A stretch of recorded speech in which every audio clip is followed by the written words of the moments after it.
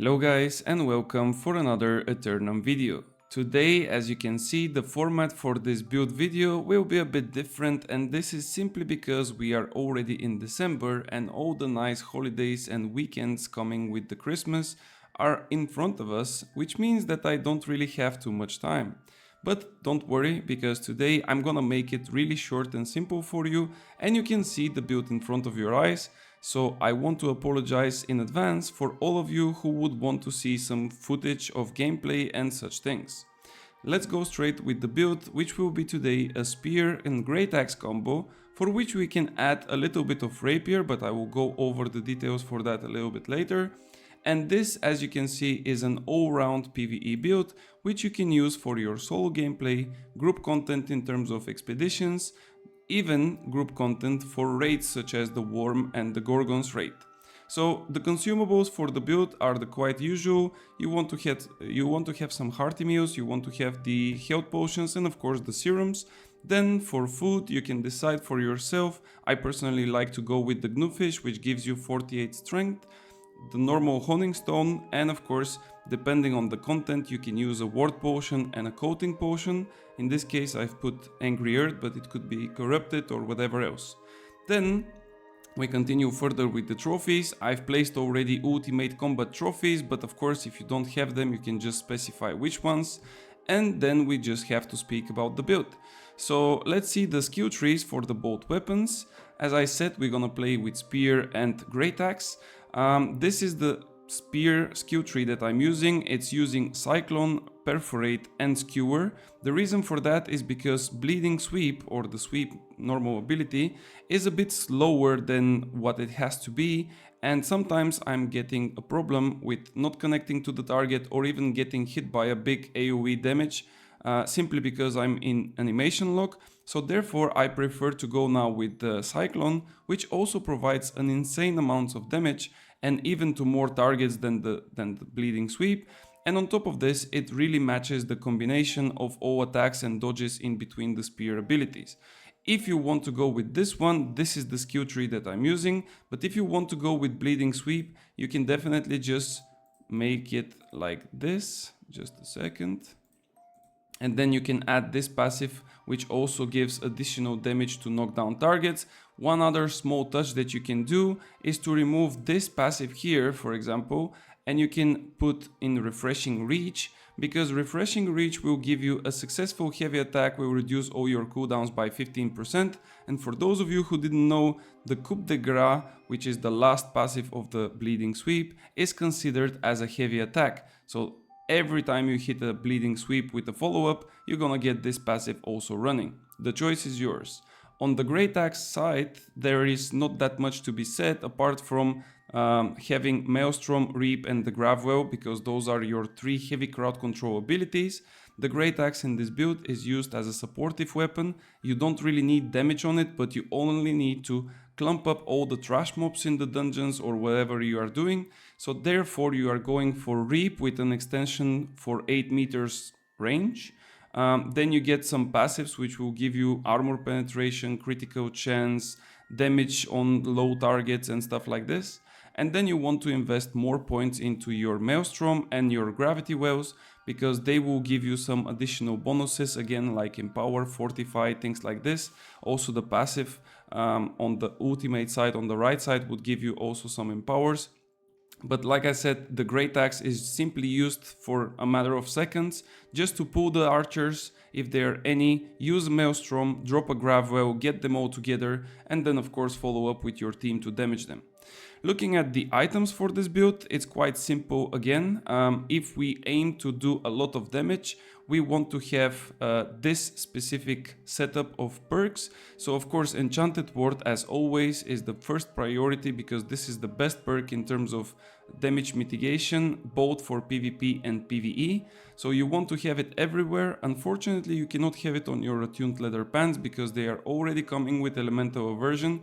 But the second best defensive perk in PvE is health, so this is why you can see it almost on every piece, actually on every piece. And then for a third perk you have to decide between refreshing or weapon perks. Now in that case you see the enfeebling skewer, which is a super powerful perk for weakening targets. on my gloves, but I will explain that a little bit later when we get to the weapons. And then the other perk that I need is of course the perforate, which of course is super nice to have a little bit more fortify. If you play however with bleeding sweep, I would definitely recommend you to take, instead of perforate or instead of some of your health perks, to take the bleeding sweep passive, because it will give you a huge boost of damage in terms of the bleed. Then we go for the jewelries. So for amulets, always you want to have health, empower and the type of protection. In that case I've put flame protection, but of course if you do, I don't know, let's say a frost mutation, you can go with ice protection, you can also go with void and so on. The choice is of course yours. This is also the reason why everywhere you see elemental ward for the opals, which give you 2.5% elemental protection. Usually if I'm doing expeditions, I would definitely slot, for example, rubies for fire mutations, ice gems for ice mutation and so on. Then for a ring, there is not much to be said here. Hearty, thrust damage and leeching. This is basically your bread and butter. Like, this is technically the best ring for this build. And then for earring, the choice can be again between two. This is a regular one, which is refreshing toast, purifying toast and refreshing. But you can definitely go with endless thirst if you really want to use it. I don't really like it because those three perks cannot be slotted at the same time on the endless thirst. So I don't really justify the empowering and fortifying toast as a trade-off for those three. But again, this is just my type of approach. And then, as we went already to the weapons, like I said, we have the typical spear and great axe. And here for the spear, you would see that I don't have any perks on it. I have disdained infliction, I have keenly empowered, and I have attunement. The reason for this is because this spear probably is the best one for damage. And when I say damage, I'm talking about like actual damage dealer spear. You are not really a debuffer. You of course use your rend, you use your weaken and things like this. But when you don't have the enfeebling skewer on your weapon, you are technically aiming to get the highest damage possible. This is also combined with the pure diamond. The pure diamond is the reason to do that much because you also have 15%. If you use a rune glass effect, this percentage will drop down, I believe, to 12, sorry. So I don't really think it's necessary. The rune glass effect is not so strong, and that's why you go with clean one. On the great axe side, of course, you go with enfeebling maelstrom because this would weaken all of the enemies that you are hitting. And if you are doing the things correct, you should be hitting all the trash mobs. Then you have, of course, two perks that can kind of give you a little bit of bonus.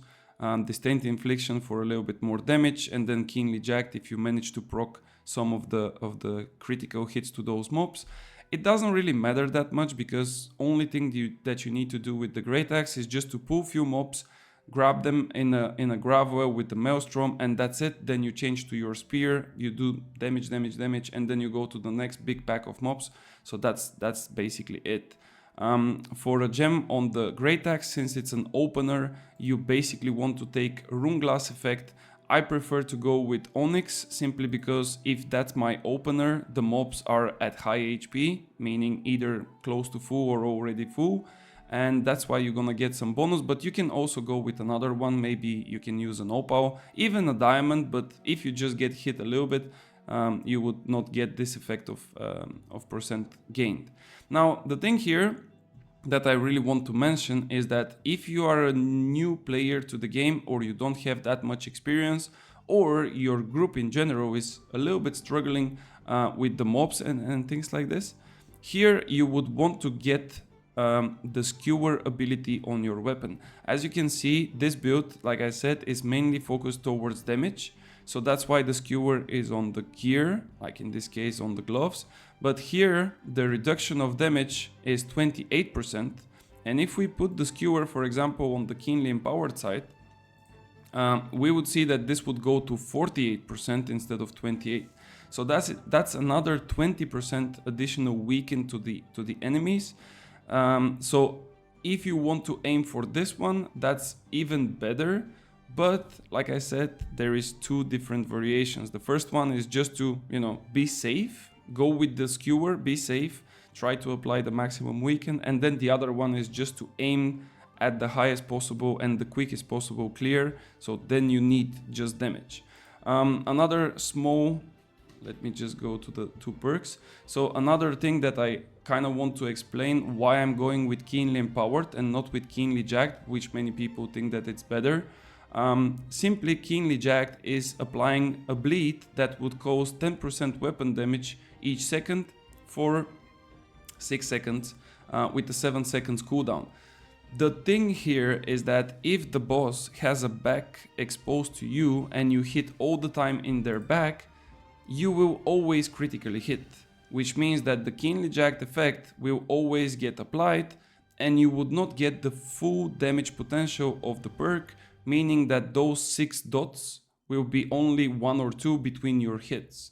If we talk about the Worm, for example, or Scylla in Lazarus, those are 2 bosses that I can think of right away, or even Chardis in Lazarus, they don't have their back exposed, which means that your critical hits are not guaranteed. Then you can use Keenly Jacked, but I personally prefer to go with Keenly Empowered. And why the Keenly Empowered, in my opinion, is better is simply because if you slot Keenly Empowered, you would get 10% Empower every time you critically hit, with a 5 seconds duration and 10 seconds cooldown. However, as we are running already Empowered on our amulet, this means that our empowers would last 35% longer. Now, this will increase a little bit the duration, but it would not change the cooldown. And also, the spear in general doesn't really have that many empowers. The only empower that you really get that much is after landing a skewer, and if the skewer critically hits, you would get a 20% empower. But if you don't, then you simply don't have any. So if we go back to the top, you would see the different empower sources. So here we have a Honing Stone, which is 7%. Then we have the thrust damage from our ring, which is close to 8%. So let's say that that's 8. And this is in total 15%. The cap of Empower is 50. So if we have a Sword and Shield tank in the group, which has leadership, that's another 10% and we will get to 25. And if we have an amazing healer that can make sure that Oblivion is 24/7 up, it would give us another 15%. So we would reach 40% with that case. And this is why I'm running with Keenly Empowered, because not all the time, but for the most part, I would have the Empower cap of 50% as long as I'm not getting weaken effects from the surroundings. This is my choice again, guys. If you decide to go with Keenly Jacked, go for it, but I personally don't really justify the dots. And I think that having Keenly Empowered would have a bit better performance. Now, as we are still on the top side, let me just run you through the attributes. Unfortunately, all of the items are with Magnify, so it's a bit hard to maneuver with them, but I personally like to go with this split, 25 focus, 25 constitution, 25 intelligence.